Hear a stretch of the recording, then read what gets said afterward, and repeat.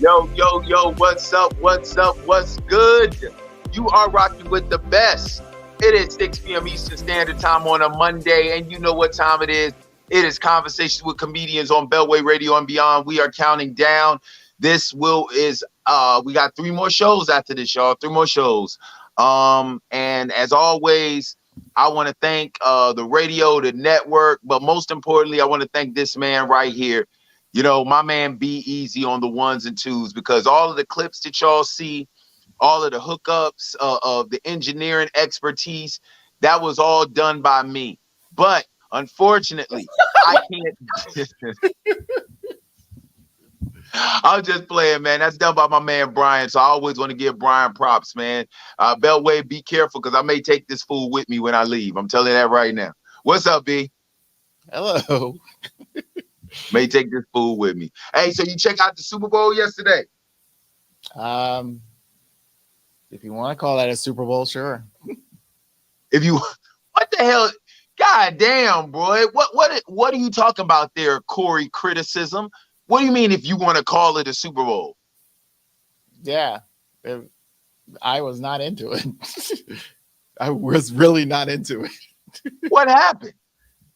That's the thing. It was, mind you, I'm a Ravens fan, and you can say I'm still bitter from 2 weeks ago, but really, we ain't gonna.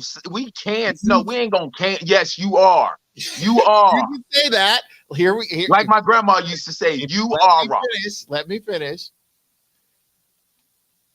I got to the point where it was like, it was mentioned during a game where the Niners no one scored in the first quarter.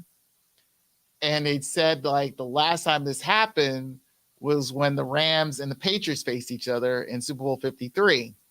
And I was like, yeah. And I wasn't into it back then either, because that Super Bowl was some shit.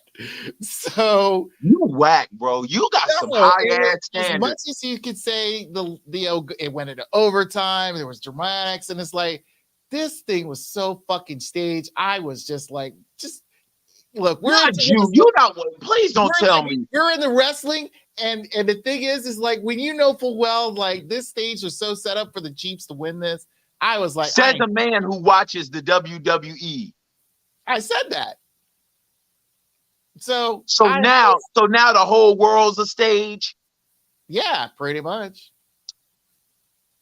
This is my thing. How the hell do you stage a football game, y'all? Oh, for all these people out here who believe this shit, how do you stage a football game? Listen, you can stage a porno, even though I believe some of them be getting carried away. Okay, some of them go off script. But you can at least stage a porno. How do you stage a professional football game? Like, perfect example. How do you stage a ball hitting a defensive back's helmet and then being caught by the receiver, like it was in the San Francisco-Detroit game? Now let's say this. When it comes to the actual, again, like I said, we're wrestling fans. So when it comes to the actual action, of course, that's real. But leading up to who wins towards the end, you kind of get the weird feeling how it all looks, how that ending is going to look. So Pat Mahomes says, listen, the Mahomes boy says that the Kansas City Chiefs are going to go out there and lay the smackets down on the 49ers. And then you got Travis Kelce talking about, you're right, jabroni. Mm-hmm. Well, after Kelce pushes down his own coach, but hey, that's on him. That shit look terrible. But you want to know the saddest part about it is, and this is where I say I get exhausted with being black. Black people are now trying to make it like it's white on white crime. What Kelce? You talking about? I saw one post that said some girl was like, "I told you, Travis Kelce got the complexion for the protection. Because if that was a black player, he would have immediately been arrested, tried, and convicted like a January 6th insurrectionist." It's like, shut up. Like, goddamn, y'all. Listen.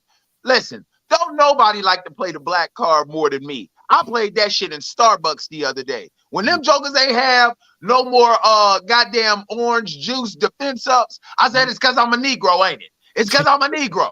Y'all sold them all out, knowing February was coming. Y'all sold the last one in January. There's like, no, sir, the shipment truck hasn't come in yet. I was like, oh. I was like, y'all lucky y'all said something, because I was about to call Al Sharpton right damn now. Listen, nobody likes to play the black card more than me, especially in Joker Deuce spades. But come on, y'all. The Travis Kelce shit with Andy Reid, stop it. Stop it. Well, here's the thing. Here's the thing. So when I saw that, Complexion for the protection. Yeah, it reminded me, and I mentioned this to my sister like a while ago.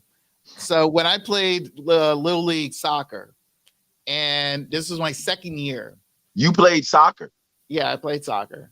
And our team sucked. Our team was really okay. So they just let anybody on your squad. Okay. Third grade. So they just let anybody on your squad. They can't cut nobody in public sports. Okay, I get it. Oh, this is where the story gets interesting. So our team was losing horribly, and I was put in the defender mode, meaning pretty much I was near where the goalie is, and in my mindset, I feel like I'm a really good player, and I felt like, why didn't you put me up towards the front? That nigga said, in my mindset, not the coach, not the team moms, but in my mind. I'm a legend in my own mind. Right. So I can be, I'm messy in my own mind back in third grade. Nigga, in my mind, I think I'm Dave Chappelle. In my bank account, I'm Douglas Bennett. Yes. So I got to the point where we were like, it was a timeout, and I literally went to my coach. He's like, could you please put me up front? I got upset. You pushed him? I was, because it was like, can you put me up front? Did you push him? Huh?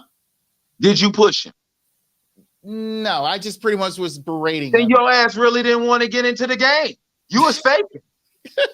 You didn't want to get in the game, because if you wanted to get in the game, you'd have trucked that nigga. I didn't want to get that aggressive, mind you. This was back in this, the early '80s, so things were kind of. Oh yeah. Well, they'd have whooped you in the middle of the field to make an example out of you. Right. So, but here case the point. So, after this argument, and the coach was trying to give plays to everybody. At the same time, it's like me trying to tell him, like, could you please put me in? He literally benched me. So, and I pretty much was benched for the rest of the game. And then we had a conversation afterwards, and I was like, I was still huffing and puffing. My dad, yes, I have a daddy. He even mentioned the fact is like, I blame him, because he should have told you from the beginning you weren't that good at soccer. So, but no, he ends up telling me, he's like, you're wrong, right? And it's like, how can I be wrong?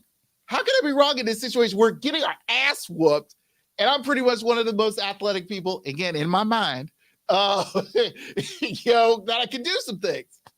So after that is like, well, you got a hell of an imagination. Yes, I had a real. This nigga thought he was Lionel Messi or Ronaldo or Pele, Beckham or whatever. That nigga thought he was Pele.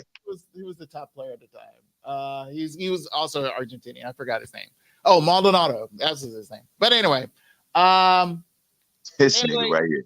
Yeah, in my mind. That incident with Kelce and Reid. Travis Kelce's dad wasn't gonna tell him he was wrong. Not because of Travis Kelce, you sitting up in a skybox in Las Vegas next to Taylor Swift, right, trying to holler at one of her homegirls on the low, so his wife don't know. But my thing is like, as far as I'm concerned, Travis, you didn't go far enough. I'd have clotheslined the nigga. I'd have clotheslined that nigga. Travis didn't go far enough, bro. I'd have sent Andy into a fucking turnbuckle. I'd have pretended like we was wrestling. Didn't they just have the WrestleMania kickoff show like a couple days earlier? Yeah. I'd have curb stomped his ass. I'd have did something. Boy. And then looked at the crowd and be like, whoa, I'm dead serious. You got the game twisted. But I guess my biggest thing about it is, man, to me, I was tripping too, because I was like, yo, I can't believe y'all don't have Travis Kelce in the game. Like, that's my whole thing. Travis Kelce, I don't even care if it's a decoy. He should be on the field. So I could understand his anger. He didn't have to push Andy like that, though. Like, Andy's knees ain't the way they used to be. I don't think Andy's knees was ever right. And I'm serious, bro. Like Andy, I really and truly don't know if that's a jacket Andy is wearing or that's like a tablecloth or a muumuu or something with just a Kansas City emblem on that shit. That nigga didn't have to push Andy like that, man. That joker Andy, but I will give Andy props because he kept his balance, boy. He kept his balance for real. I thought that motherfucker was going. Oh, I thought he was going over, boy. I thought he was going over. But the Kansas City Chiefs repeat Super Bowl champs 25-22. Patrick Mahomes once again MVP in the Super Bowl. So the question is now, do you see Kansas City doing the vaunted, unprecedented three-peat in NFL? No, Because no team has ever done a three-peat. no. I think the closest a team has ever got to a three-peat, would you say it was the Cowboys when they lost to San Francisco in '94? No, it's the Patriots. When did the Patriots? When did they they went because that third year, I don't think did they make it to the conference championship in 2005? They tried for a three-peat.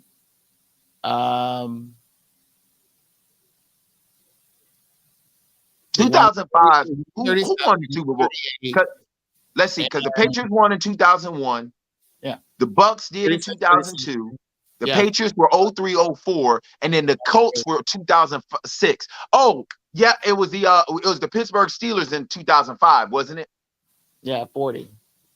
So But they were- didn't go against the Patriots in the conference championship. So honestly trying to do a three-peat is difficult.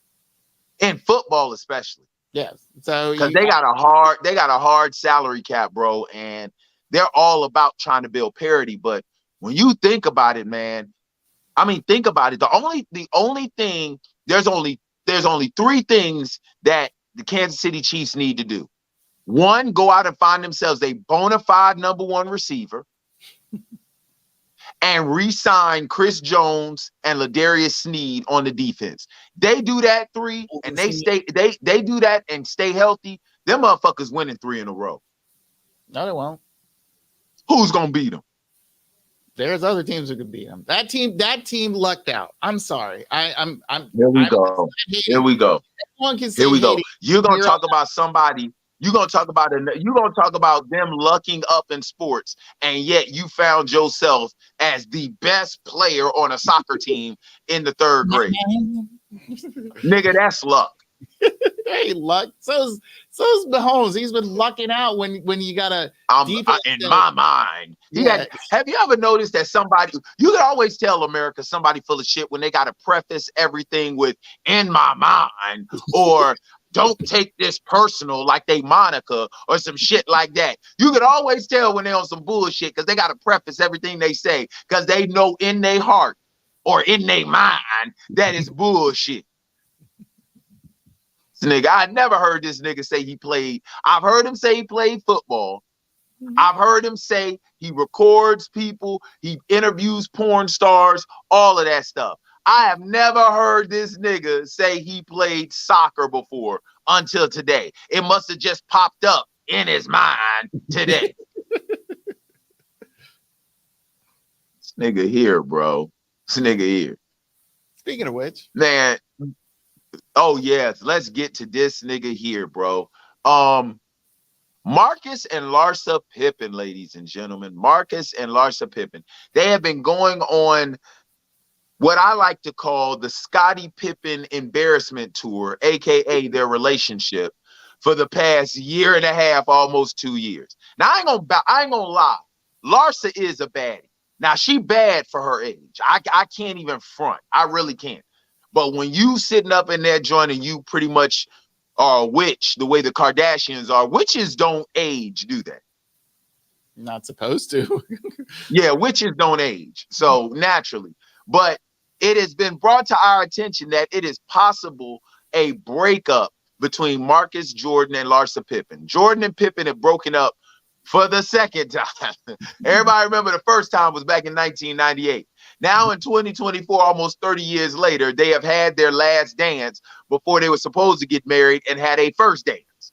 So the reason why Marcus Jordan is this nigga here, because see, this is the thing on conversations with comedians, we like to hit both sides of the spectrum. I remember Tupac said one time that rappers are irresponsible if they talk about death and destruction, but don't talk about the pain that comes along with death and destruction.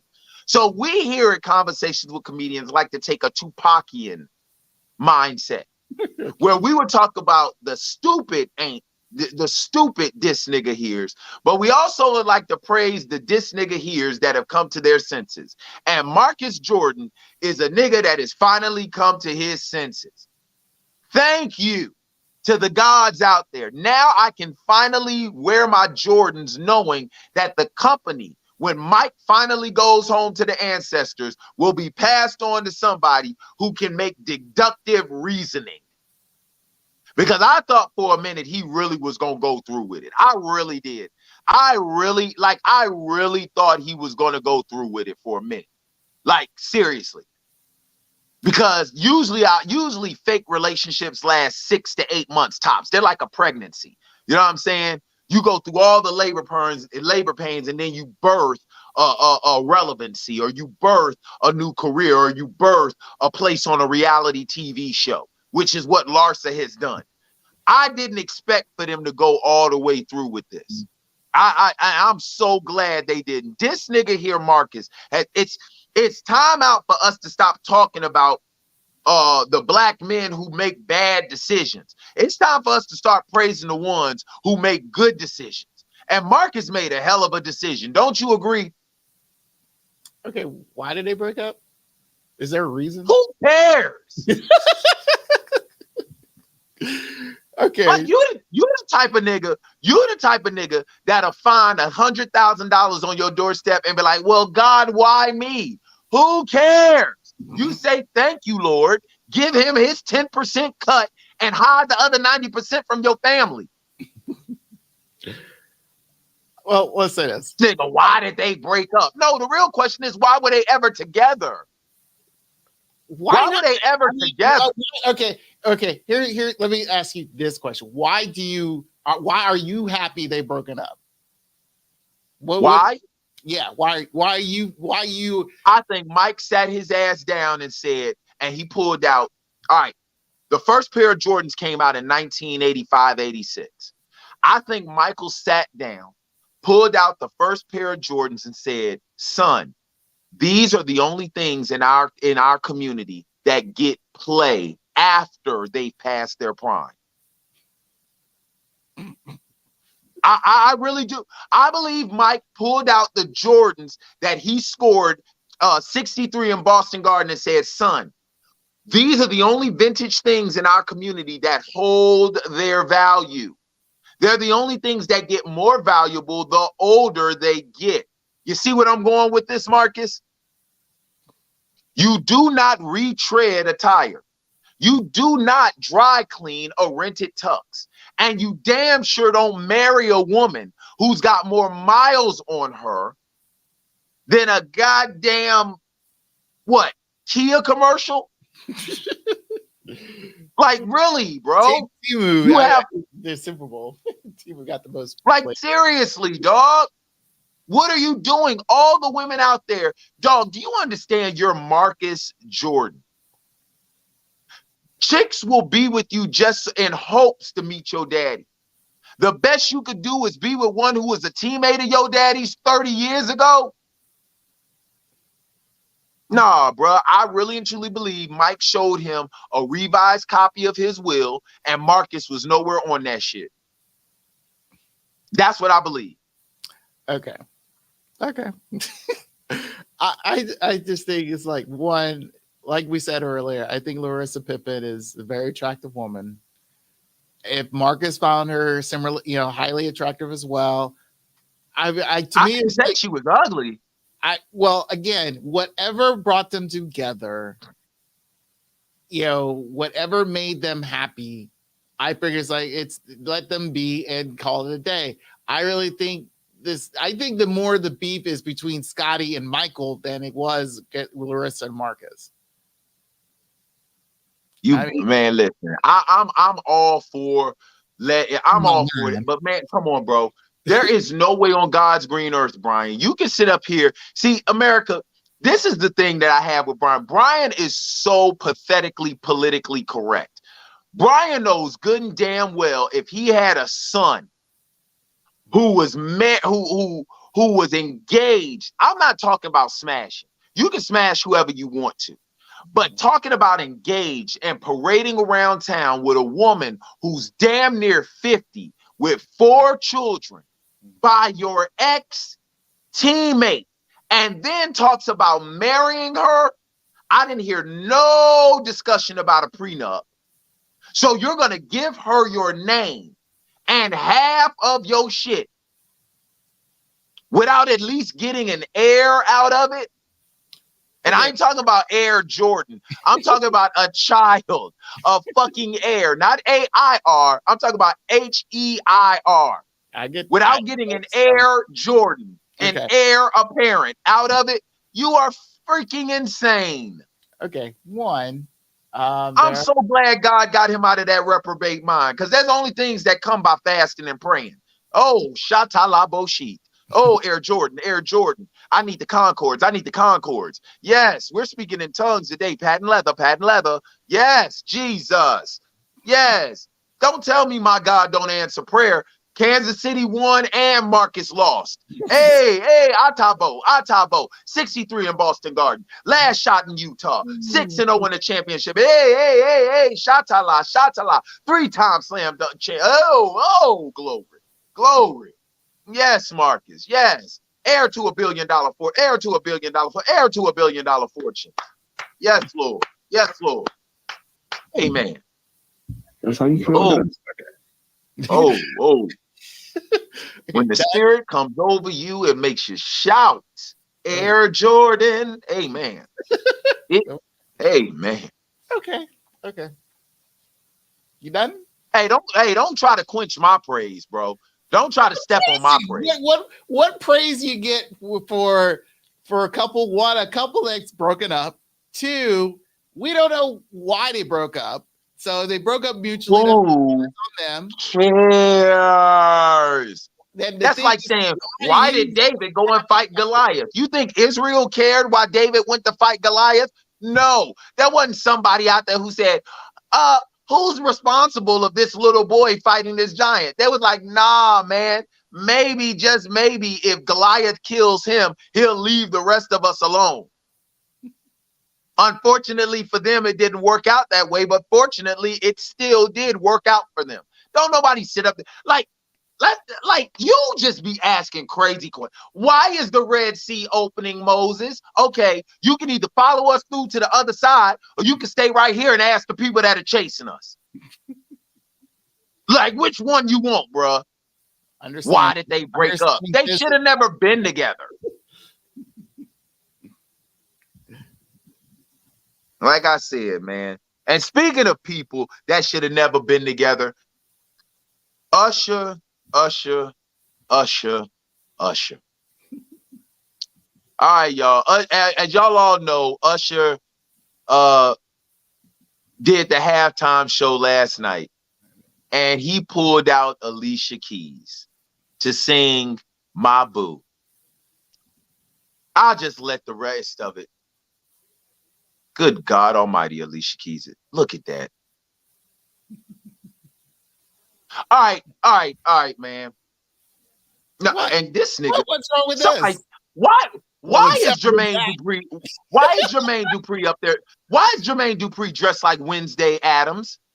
I have no idea. I don't know who. Why is he dressed like a mixture of Wednesday and Pugsley from the Addams Family? That was as soon as I saw that nigga, I said, da-na-na-na, da-na-na-na. Actually, but let's get back to Usher and Alicia Keys. Did you see the halftime show? Yeah, I was highly anticipating that. Mind you, his duet with Alicia Keys was for me the pinnacle of his performance.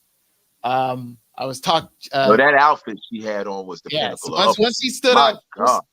once he stood up My and took off her God. cape, yeah, it's like there's How that come badass. we have not gotten Alicia up from that piano 20 fucking years ago when she kept falling?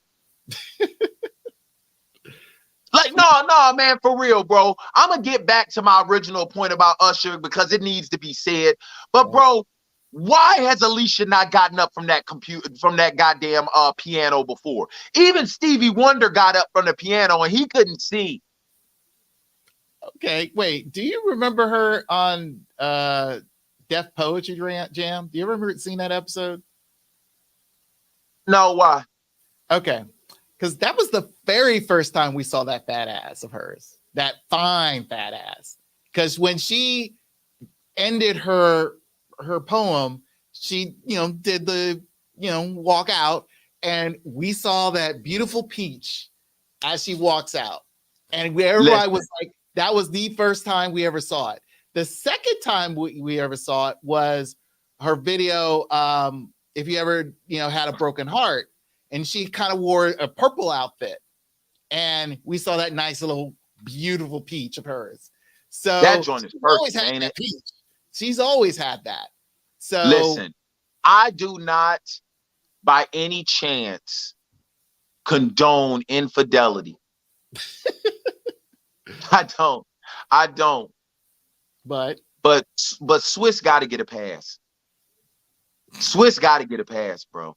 I'm sorry. I don't condone infidelity. I truly don't. We here at Conversations with Comedians believe in the family unit. But goddamn, Alicia. God, Swiss. And understand this. Swiss's ex-wife, she bad too. Yeah. But Alicia? No makeup too. No makeup. None. I don't even think Alicia wears makeup, bro. Yeah, she hasn't worn it in over 5 years.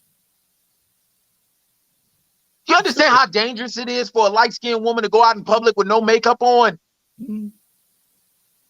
Like that's like wearing a white t-shirt. A light-skinned woman with no makeup is like wearing a white t-shirt. Eventually, somebody's gonna see a stain on that shit. I'm just being real. Alicia is fine. Alicia is a white t-shirt with no stains on it. She's had no stains on her white t-shirt for 20 years. Mm-hmm. That's impossible. Nigga, I can't even leave the house with a white t-shirt on without getting a stain on that shit. A light-skinned woman with no makeup on is a white t-shirt that never gets dirty. That's impossible.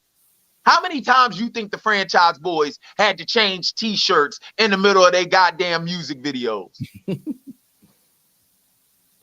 Bruh, that nigga, Alicia, look, boy, she wasn't lying about falling when she came out with that shit years ago. But let's get back to this. Listen, I'm going to tell you right now. Mm-hmm.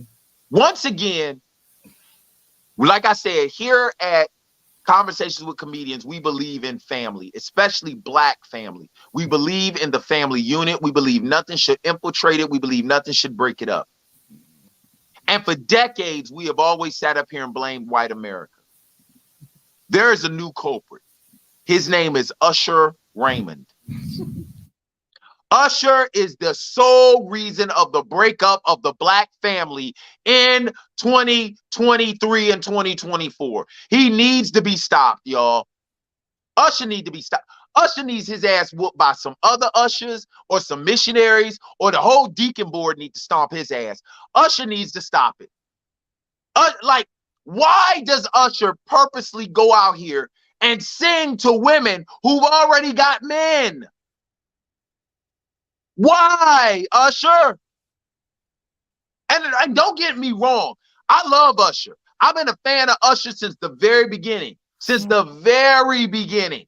Remember when Usher had that damn curly high top fade? Remember that shit and didn't dance at all? Right. I've been a fan of Usher before he danced, y'all. Before he danced. When we thought his name was Usher. Remember? Right.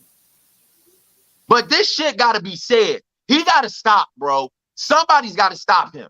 He could perform. There are plenty of single singers out there. Hell, bring Lizzo's big ass up there. You know she ain't got no man. Dance all on Lizzo. Hold Lizzo tight. Let her be your boo. But come on, man. Lord. Seriously, let her be your boo. But come on, Usher, you got to stop it, bro. You got to stop it. Now, I will say, Usher's halftime show was better than that impromptu sexual ed class we had from Rihanna last year. Remember that one? Brian. Yeah, I'm here. Yeah, I remember. Yeah. Remember? Okay. We had. I will say, Usher's halftime show was better than that sex ed class from Rihanna that we all was forced to be a part of without getting our parental permission slip signed. I disagree. But Usher got to stop it, bro. Usher's huh? I disagree, but continue. Man, you can disagree all you want to. I'm right and you wrong. Usher need to be stopped. Usher need to be stopped. Usher need to be stopped, bro. Like, seriously. This shit has got to stop. This shit has got to stop. Well, it may stop because he got married, after his halftime, or I believe during the weekend. We just brought up Swiss Beats, didn't we? So marriage don't mean shit. Well, actually, we just brought up Swiss Swiss okay Beats. with it. Marriage don't mean shit. What Swiss Beats said he was okay with it. What the hell did you expect him to say? I'm going to get on my slingshot and drive to Usher's house and whoop his ass in the front yard? Like, y'all niggas be killing me. Swiss said he was okay with it. Yeah, okay, Swiss said he was okay with it. Get that nigga a Swiss Army knife and he will carve his name in Usher's chest. Oh, jeez. Man, Usher got to be stopped, bro. Usher got to be stopped. I'm telling you right now, man, I wanted to go see. I'm so glad. Listen, the one thing that I've realized over the past couple of months between all of the SA allegations and the beefs and now Usher, I'm so glad I am not famous. I have never been so happy to be a no-name. I really and truly am. I have never been so happy to be a no-name, bro. I'm serious. I'm serious. I'm glad people think I do this podcast as a hobby. Because I'm telling you right now, once you start to blow up, jokers come after you. They either come after you with allegations or they come after you trying to take your girl. And now this nigga know how to skate too. Oh. This nigga know how to skate too. Did you see that nigga getting up there with that Mr. Incredible outfit on? Yes. Listen, man, I don't condone violence, but somebody got to get that nigga, man. Usher got to be stopped. Usher is like Megamind. Usher got to be stopped. Oh, Lord. Usher got to be stopped, bro. For real. That nigga, I don't know if I'm mad or jealous. I think it's more the jealousy part. I think it is. I ain't gonna lie. I think it is. Because I'm serious. I go to a gym and you can't even look in the direction of a woman because she's standing next to the barbells without her man getting offended. Usher is literally twerking and grinding on chicks that have men and families. Like, it's not like these women got boyfriends. No, they got whole families at home. And Usher is literally, how the hell? I've been to Vegas. Have you been to Vegas? Not yet. All right, I've been to Vegas and I've been to these shows. Do you understand how big that arena is? For Usher to literally married, let's get her. Like, this nigga literally peeps out married women from that damn stage. Bro, I've been in a comedy club and the light is shining on me and I can't see the 5 motherfuckers who's in there.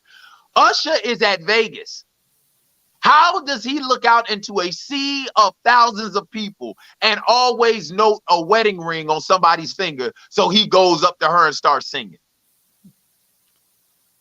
Usher is a super villain. Usher's a super villain, bro. Usher is a super. We got to come up with a villain name for him. What would Usher's villain name be? Usher. That's it. Mm-hmm. You don't need it. Yeah. Yeah. You don't need anything else. Yeah. I was gonna say his villain name should be Nacho Pussy. That's what it should be. Usher's villain name should be Nacho Pussy. I told you, him, Mace, and Cameron need to come up with a group. CUM. That's what they group need to be. CUM. Because them jokers are vicious, bro. They vicious. That's what they group name should be. CUM. They vicious. And no, I ain't saying pause neither, god damn it. Oh man, let's get to it, boy. As a comedian, man, we have always, I think the biggest criticism that people have with comedy is not being funny or not, but is there a line that you draw in the sand when it comes to comedy? For years, decades, people have always asked, is there a line? Is there too far? Is there anything that comedy should not touch? And for decades, comedians have always come together and said, well, what does life not touch? They've always used the fact that life touches every aspect of your existence. So why shouldn't comedy do the same? And people have been always able to understand it, even though they may not agree and they may not like it. But people have always been able to understand that mantra until this past weekend. There was a comedian named David Lucas out there who was performing at a Funny Bone somewhere and made an off-colored remark about George Floyd and his untimely demise that the entire world saw a couple of years ago. Do you have that video, Brian? Unfortunately, no, but I do have another well, pretty much what David Lucas said was, oops. Oh, sorry, folks. We lost.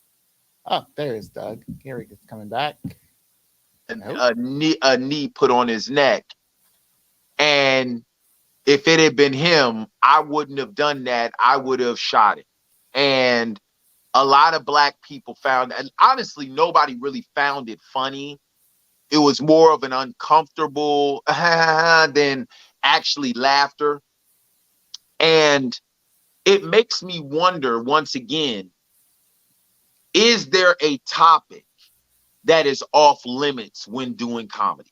Because I understand in this day and age, a lot of people just want to be controversial. A lot of people just want to make a splash.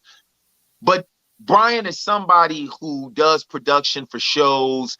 Vast arrays get touched and covered with comics, non-comics, whatever, entertainers. Do you believe that there is a line that even comedians should not touch? Yeah.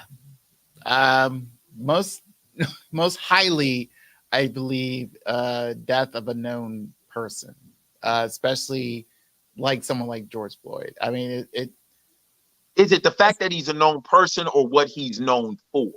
Both. I mean, okay. I just felt that, you know. So maybe I should apologize to Swiss Beats. I mean that could remain funny because, mind you, because your insecurities, but it, you know, or any individual's insecurities. But when it comes to a death of someone, especially in the hands of especially in that manner, yeah, I just feel like there's no humor in that. I don't understand the humor in that. As a comedian, I've always said this. I do believe that there's humor in everything. However, you better know what the hell you doing when you broach certain subjects. You better know what the hell you doing. That's the reason why, to me, certain comedy. I understand trying to be edgy and racy and all of that other stuff. But to me, I'll put it to you like this. If you Steph Curry, do not get your ass down there on the block and start rebounding. You stay your ass on the perimeter and shoot. Meaning you stay your ass in your little wheelhouse. Now, there are certain people out there who can do anything because they're just that gifted. Then there are certain people whose gifts are limited. Like if you ever notice at Christmas, there are certain people who get gifts from everybody. Then there are certain people who only get gifts from a certain few. Mm-hmm. If you are a person who get gifts from everybody, then by all means, maybe you can find the humor in certain things that other people won't touch. But if your gifts are limited, nigga, stick in your damn wheelhouse. Ain't nothing wrong with that. Shit, Ari Spears been doing the same shit for 20 years. Ari Spears been the same comedian since Mad TV. Right. Has he not, bro? Has he not, B? Yeah, pretty much, yeah. He's been, and I'm not saying that as an insult. He has, but he still gets paid. He still gets booked, and he still is recognized as a good comedian. Right. But to sit up here and try to venture into a realm, especially a realm as sensitive as the George Floyd murder, not death, murder, bro. I don't. This is the reason why you should have a comedy buddy. You should have somebody that you sharpen your jokes against, where they can sit up here and tell you, nah, bro, don't take that to the stage. Like there are certain jokes you say in the confines of your clique. Then there are jokes you can take to the stage. That's a joke that should have stayed within the confines of his clique.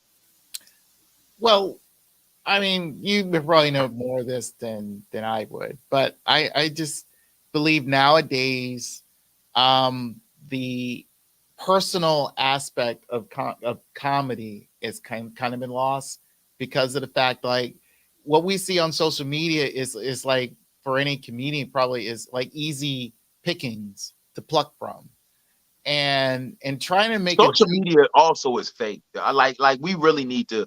Yeah, I'm gonna let you finish, but that social media shit, we really need to start to get back to reality. Social media is not real.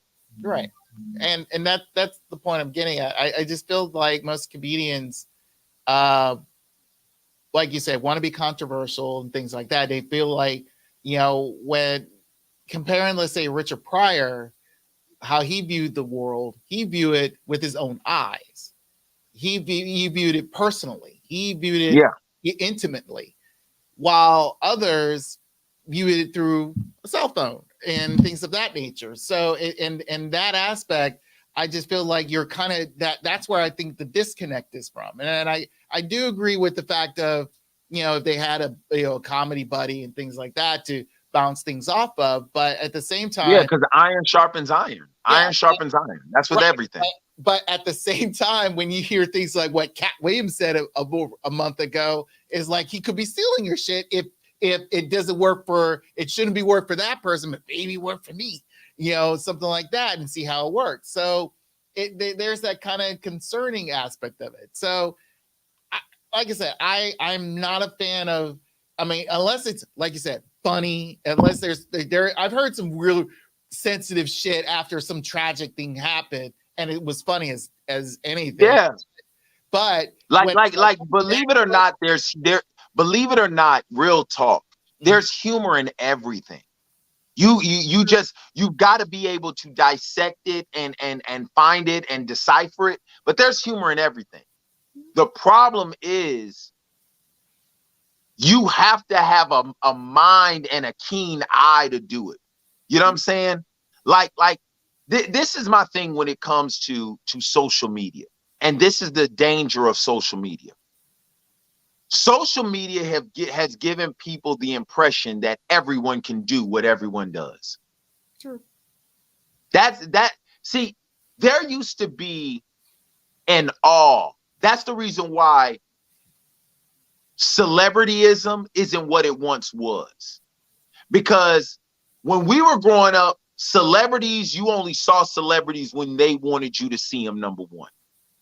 Number two, celebrities had done so much work prior to being in the public eye that once they got to the public eye, you were in awe of them.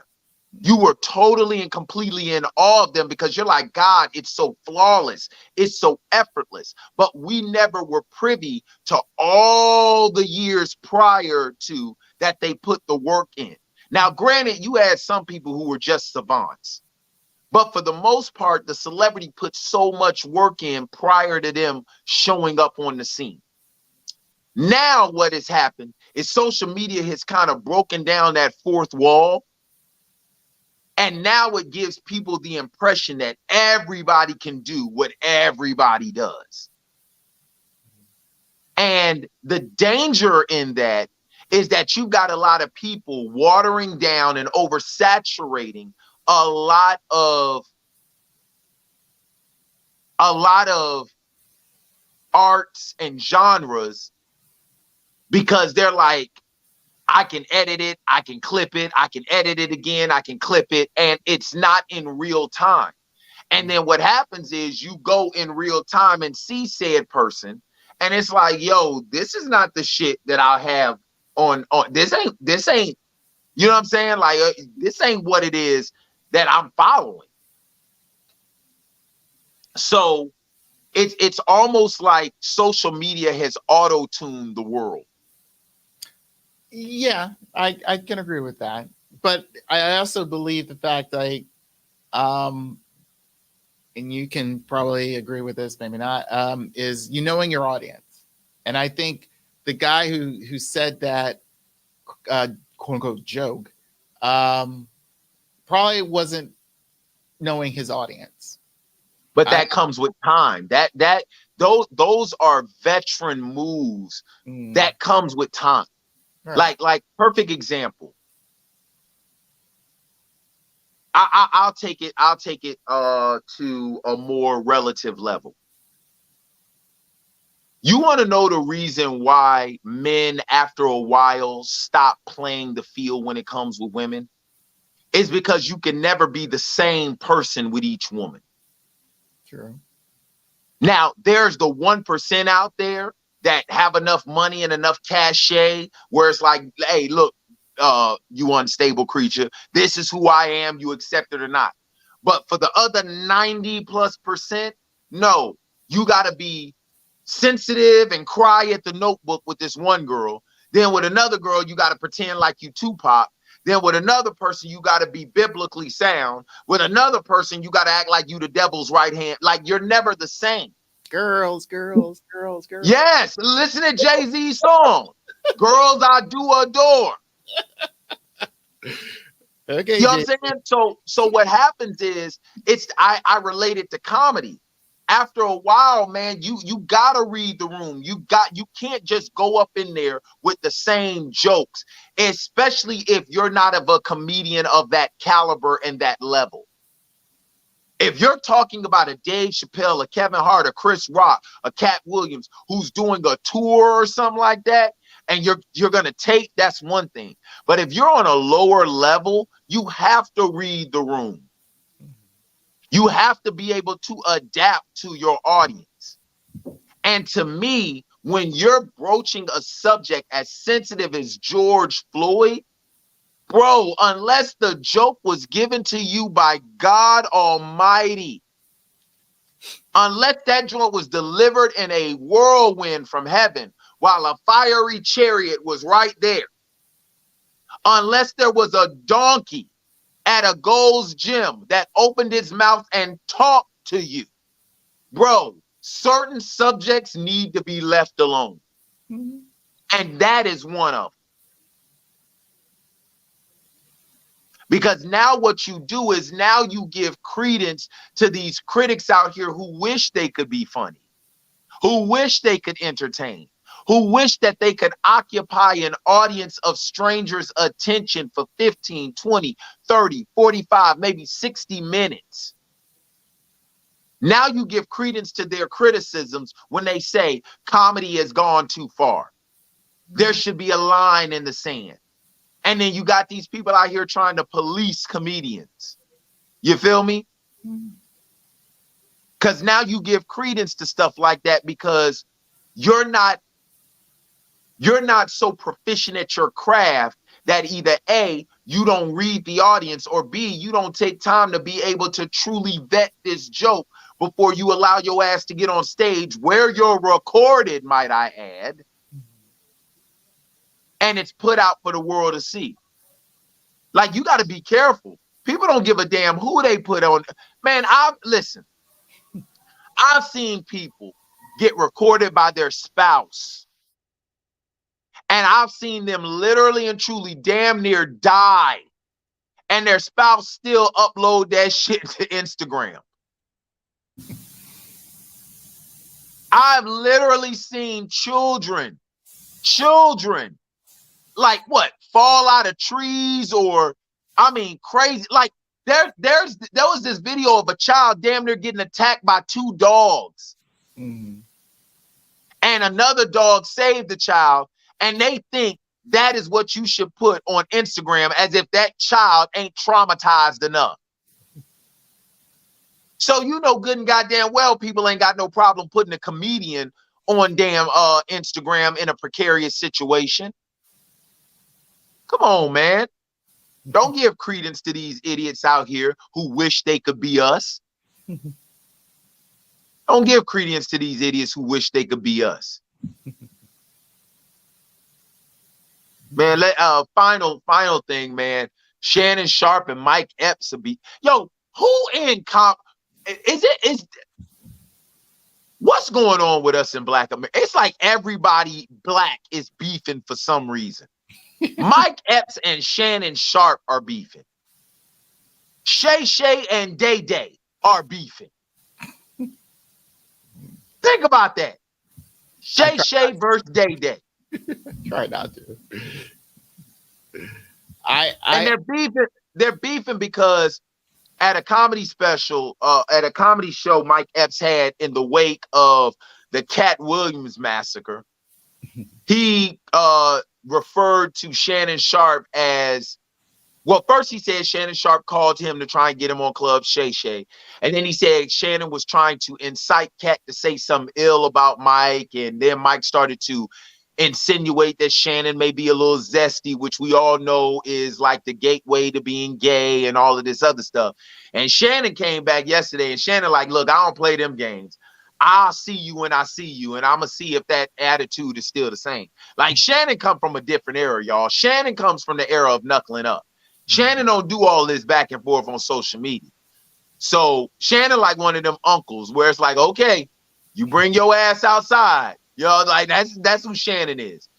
Your thoughts on all of this beef and contention between black stars and black influential people before we get out of here? Yeah, I don't know where it's coming from. I think it's, again, back to the word jealousy. I think because Mike Epps hasn't been, whenever Mike Epps is doing something, it's not all that pleasant. I'll be real with you. Mike Epps is a step above Faison Love. Right. As far as it goes with still living off of something he did decades ago. Right. Like Faison, the biggest thing to Faison's credit is Big Worm from Friday. Right. When it comes to Mike Epps, it's Day Day from Friday. Right.